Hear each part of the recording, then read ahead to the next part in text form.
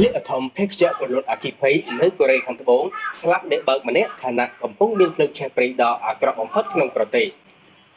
នៅក្នុងអបតវហេតុនាថ្ងៃទី26ខែមីនាឆ្នាំ2025នេះអធំភេកជ្ជៈពលរដ្ឋអគិភ័យមួយគ្រឿងបានធ្លាក់ខណៈពេលកំពុងប្រយុទ្ធនឹងភ្លើងឆេះព្រៃដ៏ធ្ងន់ធ្ងរនៅក្នុងទីក្រុងយូហៃសុងភាគអាគ្នេយ៍នៃប្រទេសកូរ៉េខាងត្បូងដែលបណ្ដាលឲ្យអ្នកបើកម្នាក់បានបាត់បង់ជីវិតអធំភេកជ្ជៈនេះបានធ្លាក់នៅលើភ្នំមួយកន្លែងចម្ងាយប្រហែល180គីឡូម៉ែត្រពីភូមិភាគអាគ្នេយ៍នៃរដ្ឋធានីសេអ៊ូលអ្នកបើអធំភេកជ្ជៈអាយុ73ឆ្នាំត្រូវបានគេប្រកាសថាស្លាប់នៅកន្លែងកើតហេតុមូលហេតុនៃការធ្លាក់អធំភេកជ្ជៈកំពុងស្ថិតនៅក្រោមការស៊ើបអង្កេតឧបទ្វហេតុនេះបានកើតឡើងចំពេលដែលកំពុងមានភ្លើងឆេះព្រៃយ៉ាងអាក្រក់បំផុតនៅក្នុងប្រវត្តិសាស្ត្ររបស់កូរ៉េខាងត្បូងដែលបានបំផ្លាញតំបន់ភាគខាងត្បូងនៃប្រទេស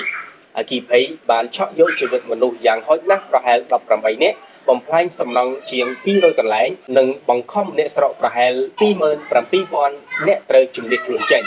ភ្លើងបានលេបត្របាក់ផ្ទៃដីប្រមាណ43330ហិកតាប៉ះពាល់ព្រះវិហារផ្ទះសម្បែងនិងរោងចក្រជាច្រើនការដាក់ពង្រាយយ៉ាងសន្ធឹកសន្ធាប់នៃការពង្លត់អគ្គិភ័យទាហាននិងបុគ្គលិកផ្សេងទៀតចំនួន4650នាក់ត្រូវបានចល័តដើម្បីប្រយុទ្ធប្រឆាំងនឹងអណ្ដាតភ្លើង